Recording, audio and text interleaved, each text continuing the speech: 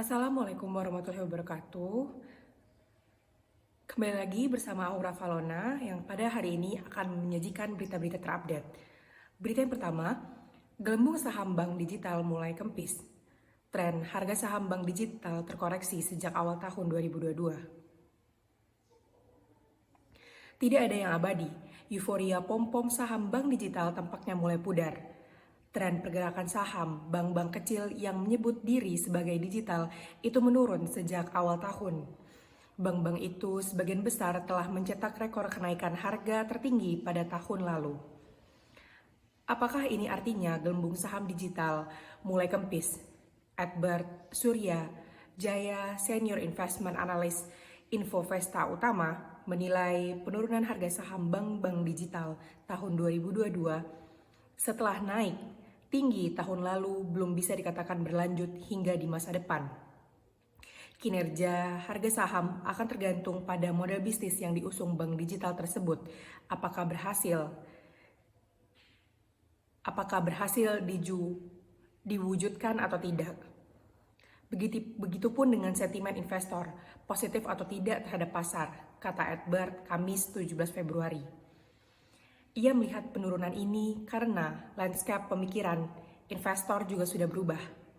Investor tidak lagi terlalu euforia tanpa melihat valuasi dan fundamentalnya. Ada dua hal yang berpengaruh secara signifikan di tahun ini. Pertama, potensi kenaikan suku bunga yang berpengaruh negatif kepada saham-saham tipe growth seperti bank-bank digital ini. Dalam kondisi demikian, investor cenderung lebih suka emiten yang lebih solid dan valuasi masih murah atau value interesting. Kedua, investor juga melihat valuasi bank digital sekarang sudah tinggi. Di sisi lain, digitalisasi yang dijanjikan belum terlihat, sehingga investor masih cenderung wait and see.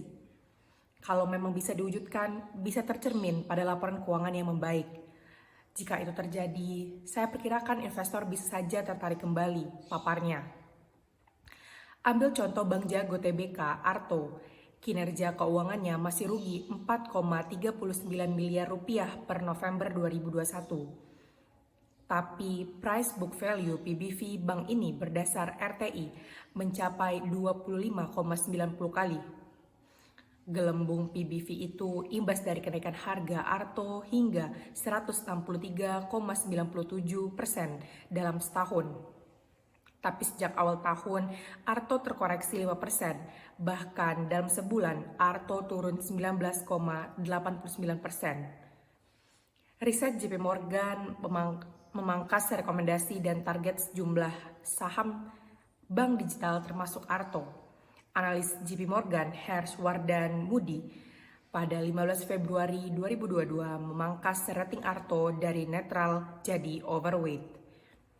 Ia juga menyunat target harga Bank Arto tersebut dari Rp19.000 menjadi Rp12.000 per saham. Ini adalah kali kedua JP Morgan memangkas rating dan saham Arto.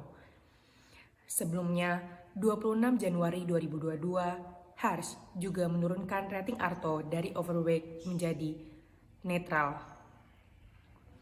Pakar keuangan dan pasar modal dari Universitas Indonesia, Budi Fransidi, menilai dalam jangka panjang harga saham bank digital tengah menuju ke titik fundamental mereka. Budi mengamini gelembung saham bank digital dan mulai masuk tahap kempis. Waktu pastinya tidak tahu, bisa tahun ini atau tahun depan. Terlebih, harga saham bank digital masih belum wajar, terang Budi. Menurutnya, PBV bank digital lokal sudah kemahalan sehingga potensi upside sudah terbatas. Budi menilai kondisi ini juga tidak seimbang dengan risiko downside yang besar. PBV lebih dari 5 kali sudah kemahalan. Pada akhirnya hanya ada 1 atau 2 dari bank digital itu yang bertahan dengan PBV tinggi, papar Budi.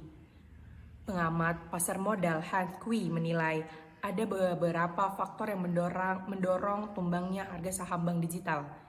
Pertama, harga saham bank digital dan bank kecil itu sudah overvalue. Kedua, setelah menggalang dana dan menggait investor, pelaku pasar menantikan pembuktian kinerja bank-bank digital. Ketiga, The Fed tampaknya akan agresif menaikkan suku bunga dan pengetatan neraca. Ellen May, CEO M-Trade, menilai saat ini masa konsolidasi. Ia menilai BBYB, Arto, dan Alo Bank TBK, BBHI masih bisa diperhatikan. Tapi hanya untuk trading, bukan investasi dalam jangka panjang, papar Ellen.